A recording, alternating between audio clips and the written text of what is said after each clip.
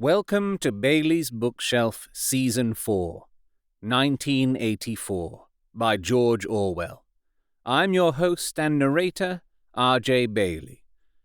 If you like what you're about to hear, please consider joining my Patreon at patreon.com/Bailey's Bookshelf Podcast, where you can find a range of benefits such as voting rights on future seasons, Patreon-exclusive productions, and even more. You can also make a one-off donation to support this project at buymeacoffee.com/RJ Bailey. 1984 was published in 1949, and some of the language reflects that and is unacceptable by today's standards. Part 2, Chapter 5. Syme had vanished. A morning came, and he was missing from work. A few thoughtless people commented on his absence. On the next day, nobody mentioned him. On the third day, Winston went into the vestibule of the records department to look at the notice board. One of the notices carried a printed list of the members of the chess committee, of whom Syme had been one. It looked almost exactly as it had looked before. Nothing had been crossed out. But it was one name shorter. It was enough. Syme had ceased to exist. He had never existed. The weather was baking hot. In the labyrinthine ministry, the windowless, air-conditioned rooms kept their normal temperature, but outside, the pavement scorched one's feet, and the stench of the tubes at the rush hours was a horror. The preparations for Hate Week were in full swing, and the staffs of all the ministries were working overtime. Processions, meetings, military parades, lectures, waxwork displays, film shows, telescreen programs all had to be organized. Stands had to be erected, effigies built, slogans coined, songs written, rumors circulated, photographs faked. Julia's unit in the fiction department had been taken off the production of novels and was rushing out a series of atrocity pamphlets. Winston, in addition to his regular work, spent long periods every day in going through back files of the Times and altering and embellishing news items which were to be quoted in speeches. Late at night, when crowds of rowdy proles roamed the streets, the town had a curiously febrile air. The rocket bombs crashed oftener than ever, and sometimes in the far distance there were enormous explosions which no one could explain and about which there were wild rumors. The new tune, which was to be the theme song of Hate Week, the Hate Song it was called, had already been composed and was being endlessly plugged on the telescreens. It had a savage, barking rhythm, which could not exactly be called music, but resembled the beating of a drum. Roared out by hundreds of voices to the tramp of marching feet, it was terrifying. The proles had taken a fancy to it, and in the midnight streets it competed with the still popular It Was Only a Hopeless Fancy. The parson's children played it at all hours of the night and day, unbearably, on a comb and a piece of toilet paper. Winston's evenings were fuller than ever.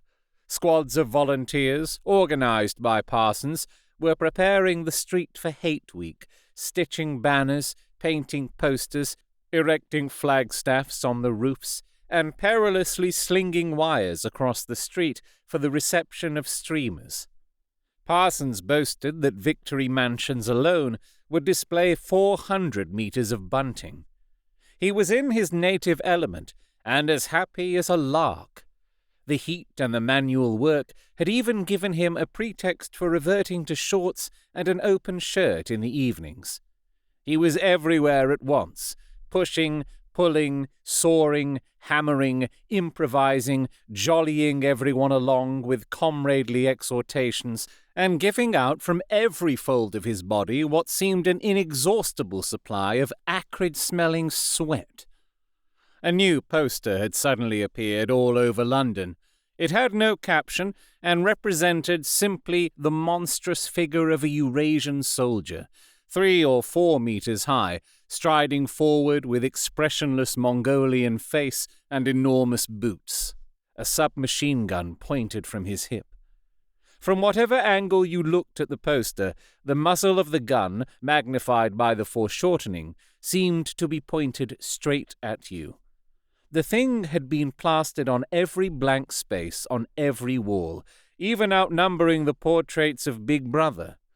The proles, normally apathetic about the war, were being lashed into one of their periodical frenzies of patriotism. As though to harmonize with the general mood, the rocket bombs had been killing larger numbers of people than usual. One fell on a crowded film theater in Stepney, burying several hundred victims among the ruins. The whole population of the neighborhood turned out for a long, trailing funeral, which went on for hours, and was, in effect, an indignation meeting. Another bomb fell on a piece of waste ground which was used as a playground, and several dozen children were blown to pieces. There were further angry demonstrations. Goldstein was burned in effigy, hundreds of copies of the poster of the Eurasian soldier were torn down and added to the flames, and a number of shops were looted in the turmoil. Then a rumor flew round that spies were directing the rocket bombs by means of wireless waves, and an old couple who were suspected of being of foreign extraction had their house set on fire and perished of suffocation. In the room over Mr. Charrington's shop, when they could get there, Julia and Winston lay side by side on a stripped bed under the open window, naked for the sake of coolness. The rat had never come back, but the bugs had multiplied hideously in the heat. It did not seem to matter. Dirty or clean, the room was paradise. As soon as they arrived, they would sprinkle everything with pepper bought on the black market, tear off their clothes, and make love with sweating bodies, then fall asleep and wake to find that the bugs had rallied and were massing for the counterattack. 4, 5, 6, 7 times they met during the month of June. Winston had dropped his habit of drinking gin at all hours. He seemed to have lost the need for it. He had grown fatter, his varicose ulcer had subsided, leaving only a brown stain on the skin above his ankle. His fits of coughing in the early morning had stopped. The process of life had ceased to be intolerable. He had no longer any impulse to make faces at the telescreen or shout curses at the top of his voice. Now that they had a secure hiding place, almost a home, it did not even seem a hardship that they could only meet him frequently and for a couple of hours at a time. What mattered was that the room over the junk shop should exist. To know that it was there, inviolate, was almost the same as being in it. The room was a world, a pocket of the past where extinct animals could walk. Mr. Charrington, thought Winston, was another extinct animal. He usually stopped to talk with Mr. Charrington for a few minutes on his way upstairs.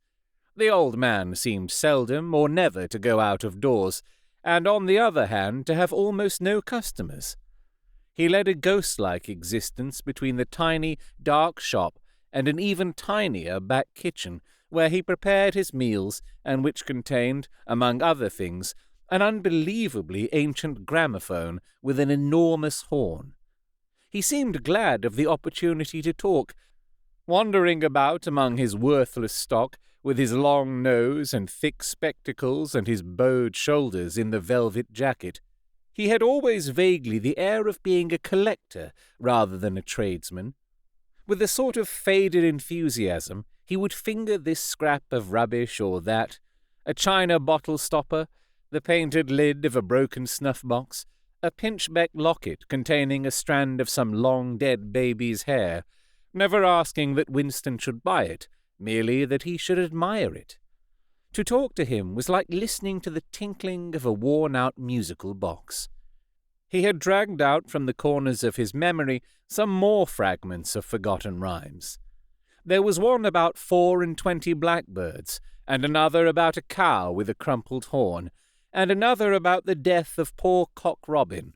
It just occurred to me you might be interested, he would say with a deprecating little laugh whenever he produced a new fragment. But he could never recall more than a few lines of any one rhyme. Both of them knew, in a way it was never out of their minds, that what was now happening could not last long. There were times when the fact of impending death seemed as palpable as the bed they lay on, and they would cling together with a sort of despairing sensuality, like a damned soul grasping at his last morsel of pleasure when the clock is within 5 minutes of striking. But there were also times when they had the illusion not only of safety, but of permanence. So long as they were actually in this room, they both felt no harm could come to them. Getting there was difficult and dangerous, but the room itself was sanctuary. It was as when Winston had gazed into the heart of the paperweight, with the feeling that it would be possible to get inside that glassy world, and that once inside it, time could be arrested. Often they gave themselves up to daydreams of escape. Their luck would hold indefinitely, and they would carry on their intrigue, just like this, for the remainder of their natural lives. Or Katharine would die, and by subtle maneuverings, Winston and Julia would succeed in getting married. Or they would commit suicide together. Or they would disappear, alter themselves out of recognition, learn to speak with proletarian accents, get jobs in a factory, and live out their lives undetected in a back street. It was all nonsense, as they both knew. In reality, there was no escape. Even the one plan that was practicable, suicide, they had no intention of carrying out. To hang on from day to day and from week to week, spinning out a present that had no future, seemed an unconquerable instinct, just as one's lungs will always draw the next breath so long as there is air available. Sometimes, too, they talked of engaging in active rebellion against the party, but with no notion of how to take the first step. Even if the fabulous brotherhood was a reality, there still remained the difficulty of finding one's way into it. He told her of the strange intimacy that existed, or seemed to exist, between himself and O'Brien, and of the impulse he sometimes felt simply to walk into O'Brien's presence, announce that he was the enemy of the party, and demand his help. Curiously enough, this did not strike her as an impossibly rash thing to do. She was used to judging people by their faces, and it seemed natural to her that Winston should believe O'Brien to be trustworthy on the strength of a single flash of the eyes. Moreover, she took it for granted that everyone, or nearly everyone, secretly hated the party and would break the rules if he thought it safe to do so. But she refused to believe that widespread organized opposition existed or could exist. The tales about Goldstein and his underground army, she said, were simply a lot of rubbish which the party had invented for its own purposes and which you had to pretend to believe in. Times beyond number, at party rallies and spontaneous demonstrations, she had shouted at the top of her voice for the execution of people whose names she had never heard and in whose supposed crimes she had not the faintest belief. When public trials were happening, she had taken her place in the detachments from the Youth League who surrounded the courts from morning to night, chanting at intervals, "Death to the traitors!" During the 2 minutes' hate, she always excelled all others in shouting insults at Goldstein. Yet she had only the dimmest idea of who Goldstein was and what doctrines he was supposed to represent. She had grown up since the Revolution and was too young to remember the ideological battles of the 50s and 60s. Such thing as an independent political movement was outside her imagination, and in any case, the party was invincible. It would always exist, and it would always be the same. You could only rebel against it by secret disobedience, or, at most, by isolated acts of violence, such as killing somebody or blowing something up. In some ways, She was far more acute than Winston, and far less susceptible to party propaganda. Once, when he happened in some connection to mention the war against Eurasia, she startled him by saying casually that in her opinion the war was not happening. The rocket bombs which fell daily on London were probably fired by the government of Oceania itself, just to keep people frightened. This was an idea that had literally never occurred to him. She also stirred a sort of envy in him by telling him that during the 2 minutes' hate, her great difficulty was to avoid bursting out laughing. But she only questioned the teachings of the party when they, in some way, touched upon her own life. Often she was ready to accept the official mythology, simply because the difference between truth and falsehood did not seem important to her. She believed, for instance, having learnt it at school, that the party had invented airplanes. In his own school days, Winston remembered, in the late 50s, it was only the helicopter that the party claimed to have invented. A dozen years later, when Julia was at school, it was already claiming the airplane. 1 generation more, and it would be claiming the steam engine. And when he told her that airplanes had been in existence before he was born, and long before the Revolution, the fact struck her as totally uninteresting. After all, what did it matter who had invented airplanes? It was rather more of a shock to him when he discovered from some chance remark that she did not remember that Oceania, 4 years ago, had been at war with Eastasia and at peace with Eurasia. It was true that she regarded the whole war as a sham, but apparently she had not even noticed that the name of the enemy had changed. "I thought we'd always been at war with Eurasia," she said vaguely. It frightened him a little. The invention of airplanes dated from long before her birth, but the switchover in the war had happened only 4 years ago, well after she was grown up. He argued with her about it for perhaps a quarter of an hour. In the end, he succeeded in forcing her memory back until she did dimly recall that at one time Eastasia and not Eurasia had been the enemy. But the issue still struck her as unimportant. "Who cares?" she said impatiently. "It's always one bloody war after another, and one knows the news is all lies anyway." Sometimes he talked to her of the records department and the impudent forgeries that he committed there. Such things did not appear to horrify her. She did not feel the abyss opening beneath her feet at the thought of lies becoming truths. He told her the story of Jones, Aronson, and Rutherford, and the momentous slip of paper which he had once held between his fingers. It did not make much impression on her. At first, indeed, she failed to grasp the point of the story. "Were they friends of yours?" she said. "No, I never knew them. They were inner party members. Besides, they were far older men than I was. They belonged to the old days, before the Revolution. I barely knew them by sight." "Then what was there to worry about? People are being killed off all the time, aren't they?" He tried to make her understand. This was an exceptional case. It wasn't just a question of somebody being killed. "Do you realize that the past, starting from yesterday, has been actually abolished? If it survives anywhere, it's in a few solid objects with no words attached to them, like that lump of glass there. Already we know almost literally nothing about the Revolution and the years before the Revolution. Every record has been destroyed or falsified. Every book has been rewritten, every picture has been repainted, every statue and street and building has been renamed, every date has been altered. And that process is continuing day by day and minute by minute. History has stopped. Nothing exists except an endless present in which the party is always right. I know, of course, that the past is falsified, but it would never be possible for me to prove it, even when I did the falsification myself.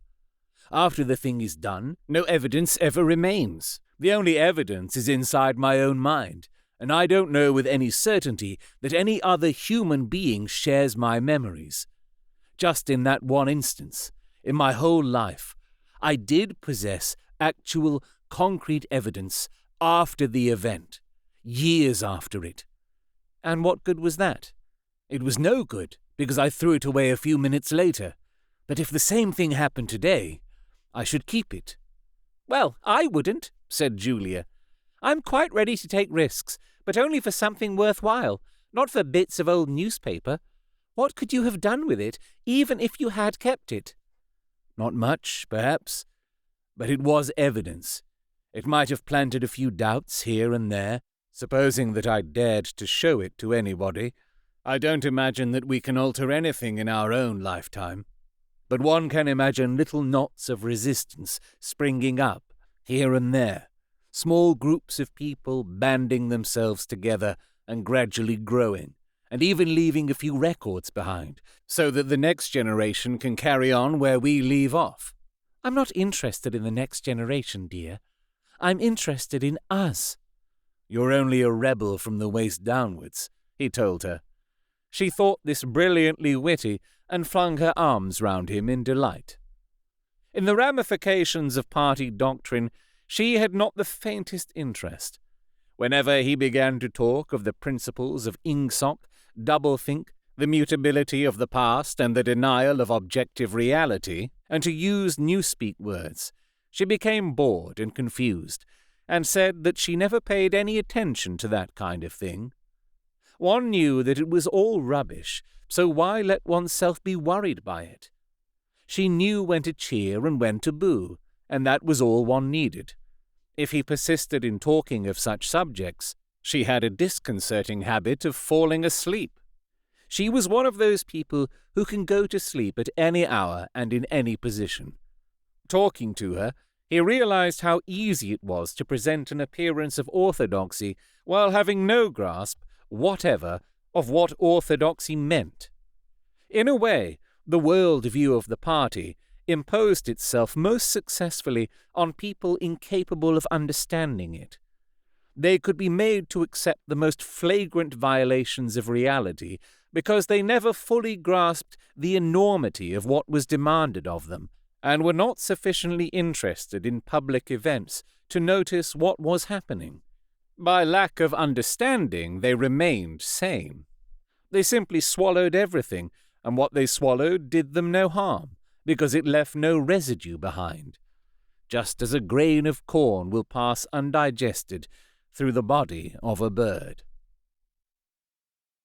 Thank you so much to my Patreon at the Learned Librarian level, John. Your support really helps continue this program. If you like what you heard, please consider joining my Patreon at patreon.com/Bailey's Bookshelf Podcast, where you can find a range of benefits such as voting rights on future seasons, Patreon-exclusive productions, and even more. You can also make a one-off donation to support this project at buymeacoffee.com/RJ Bailey.